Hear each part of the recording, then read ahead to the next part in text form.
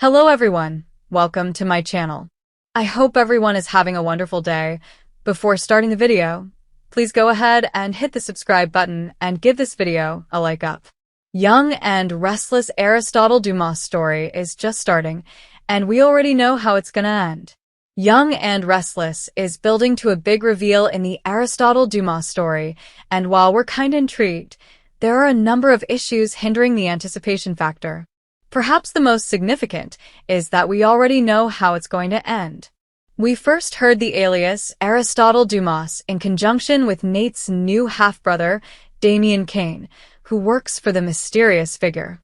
Fans shrugged it off as part of the puzzle surrounding Amy's son, but the moniker soon took on a life of its own, eclipsing the introduction of Damien to the canvas.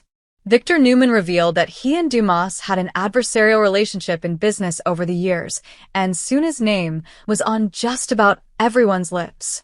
One problem with the rollout to revealing Dumas' true identity is that it's been so heavy-handed and so long-running that fans are sick to death of hearing about it. Think we're exaggerating? Think again.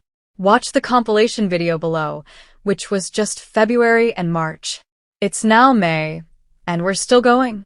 This is creating a situation where viewers have become sick and tired of the character before he, or she, has even appeared.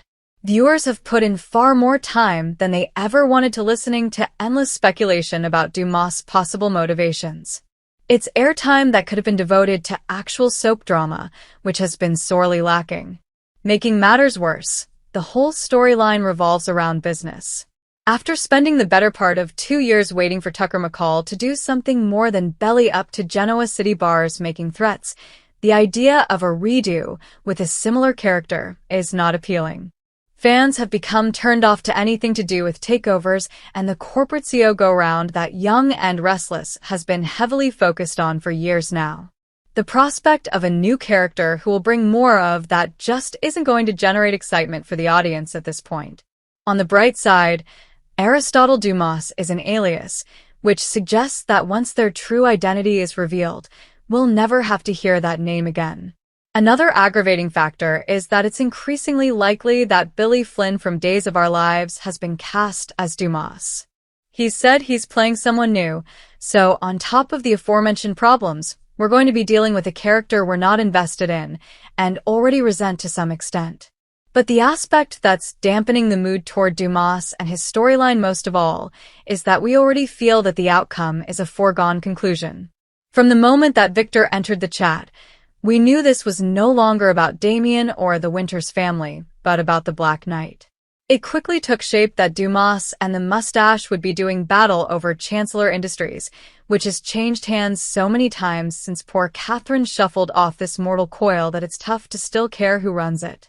Bottom line, what's the point of getting ourselves all geared up for this clash when we know full well Victor will win? He always wins. There's no denying that it is hella entertaining to watch him take someone down, but the repetitive nature of the corporate plots have turned what was once thrilling into something irritatingly predictable. The minute it became clear that this is where the Dumas story was headed, it killed much of the anticipation we might otherwise have been able to muster up. Every so often, the Young and the Restless introduces a character who doesn't just stir the pot, they tip the whole damn cauldron. Enter Aristotle Dumas. The moment his name was dropped in hushed tones, longtime viewers knew we weren't dealing with a one-and-done antagonist. This wasn't some 2-week distraction or filler character. No, Dumas isn't just part of a story, he is the story. And if the writing on the wall is any indication, we already know where this jaw-dropping journey ends. In chaos, in tears, and most likely, in handcuffs or a coffin. So how did we get here? And how can we already tell where we're going? Buckle up. This isn't just a character arc. It's a masterclass in foreshadowing. A name that sends a chill. From the jump, the mere mention of Dumas was handled like a ghost story. No first name, no face. Just whispers in back rooms and frantic glances exchanged by people who are normally unshakable. Victor stiffened. Nikki paled. Audra pivoted. And Diane? She froze. That reaction alone told us everything. Dumas wasn't just a player from the past. He was a power. Now that we know Aristotle Dumas is not only alive and well but weaving his way into Genoa City's present, the puzzle pieces are beginning to form an all-too-familiar and tragic picture. The Dumas mystique. So, who is Aristotle Dumas? A wealthy art investor? A ghost from the Newman Black Ops past? An old flame with a vendetta? That's the thing. We don't entirely know yet, but it doesn't matter. In soaps, especially one as seasoned as Y&R, the way a character is introduced is everything. And Dumas wasn't introduced so much as foreshadowed. Teased. Built up like a legend. Which tells us he's a big bad. Not a nuisance. Not a speed bump. A wrecking ball. You don't name a character Aristotle Dumas unless you plan for him to philosophize his enemies into submission before metaphorically, or literally, burying them in the courtyard. The Claire connection.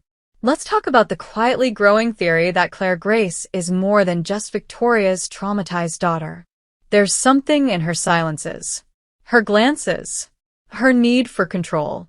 Could she be connected to Dumas, either as a tool or as collateral? Some fans believe Claire's entire re-entry into Newman life was orchestrated by someone. Someone who benefits from the dismantling of Victoria, Cole, and the family dynasty at large. Who better to plant the seed than a master manipulator like Dumas? And if Claire isn't working with him, then she may be the key to stopping him.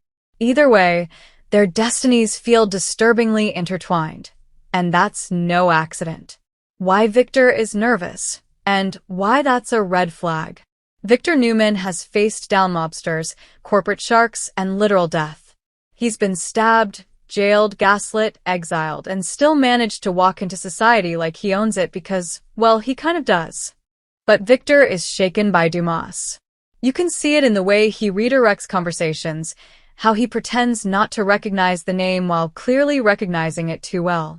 This isn't a normal enemy. This is someone who knows something. Something dark. Something that could unravel decades of empire building and legacy crafting. And here's where it gets chilling. We've seen this before. Remember Ian Ward? JT's spiral? Jordan's twisted family plots?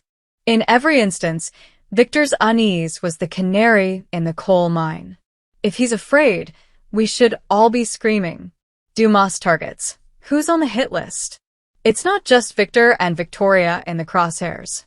Let's take a look at who could be swept up in Dumas' revenge tour. 1. Diane Jenkins. Their past is cloudy, but the looks she's exchanged with Jack since the name Dumas dropped are anything but. Diane knows something. Whether it's financial fraud, an old affair gone wrong, or a secret child, this is Y&R after all. The connection is too electric to ignore. 2. Audra Charles. Audra's reaction to Dumas was subtle, too subtle. That slow blink. That glance to Nate.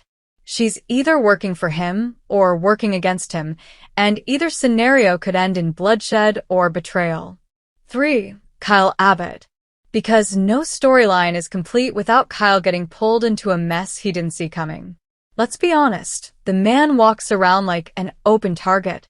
If Dumas wants leverage against Jack or Diane, Kyle is the pressure point. 4. Cole Howard. We know Cole's days are probably numbered. There's too much poetic symmetry in bringing him back just to take him out again, especially if Dumas has a bone to pick over some long-forgotten betrayal involving Claire, Victoria, or the Newman archives. The Shakespearean setup. There's something tragically literary about how this story is forming. Aristotle Dumas isn't just a villain, he's an archetype. A classic revenge figure with a flair for high drama and layered motives. Everything about his presence screams Greek tragedy. Even his name, Aristotle, feels like a wink to the audience. This isn't subtle writing. It's bold. It's operatic. It's a reminder that the young and the restless still knows how to construct a slow burn arc that explodes at exactly the right time. The writing is already on the walls, in the lighting, the musical cues, the ominous pauses. Dumas is going to ruin lives, change relationships forever, and expose secrets that will redefine the landscape of Genoa City. And he's going to do it with style. How it ends. The 3 most likely scenarios. Yes, the story is just getting started, but if you've watched enough YNR, you can spot the trajectory. Here are the 3 most plausible endings to the Dumas drama. 1. Death by irony. He's taken out by his own weapon. Whether he's scheming financially, emotionally, or literally threatening lives, villains like Dumas tend to die by their own hand. Maybe he sets a trap that backfires. Maybe he manipulates the wrong person, say Claire, and she snaps. Either way, poetic justice is a YNR specialty, and Dumas seems ripe for a fatal fall. 2. Victor's secret weapon, a long game takedown. Victor Newman never loses without a backup plan. Odds are he's already begun setting something in motion behind the scenes. Maybe a hidden ally. Maybe a long-lost contact who owes him a favor. Dumas might feel like he's winning, until Victor pulls the rug out and leaves him either deported, discredited, or dead. 3. Redemption, but not without blood. It's a long shot, but what if Dumas isn't the pure villain we think? What if he's trying to right a past wrong, and the cost of that is a major character's life? A twisted redemption arc is rare, but potent. It could be Dumas who reveals a secret that saves Claire, or one that brings down a corrupt Newman scheme from the past. Either way, the cost will be steep and unforgettable. The fallout will be massive. No matter how the story ends, the aftermath is guaranteed to be nuclear. Relationships will shatter. Alliances will fracture. Expect at least 3 characters to question their entire identities, 2 surprise DNA results, and at least 1 person to dramatically stare into a mirror. Who survives? Who disappears? Who ends up in a coma? You know someone always does? It's too soon to tell, but we can guarantee that no one walks away unscathed. The genius of the Dumas arc. What makes the Dumas storyline so effective isn't just the character himself. It's the structure of the arc. The showrunners have planted just enough seeds to make fans speculate wildly, without giving the game away. Every character interaction, every suspicious pause, every cryptic reference to the past, it's all building. And best of all, it feels earned. This isn't a random twist. It's a reckoning. Years of Newman and Abbott sins, buried rivalries, and unresolved mysteries are finally being exhumed, and Dumas is the shovel. Final thoughts. A storm with a name. In the world of soaps, it's rare to find a character whose very name feels like an omen. But Aristotle Dumas isn't just a plot device. He's a harbinger. A reckoning. The whisper of thunder before the storm hits Genoa City like a wrecking ball. And while the story is still just kicking into high gear, one thing is clear. It's going to end in fire. In betrayal. In collapse and rebirth. Just like it always does. So pour a drink. Sharpen your side eye. And buckle up. Because Aristotle Dumas is just getting started, and we already can't wait to see how he burns it all down.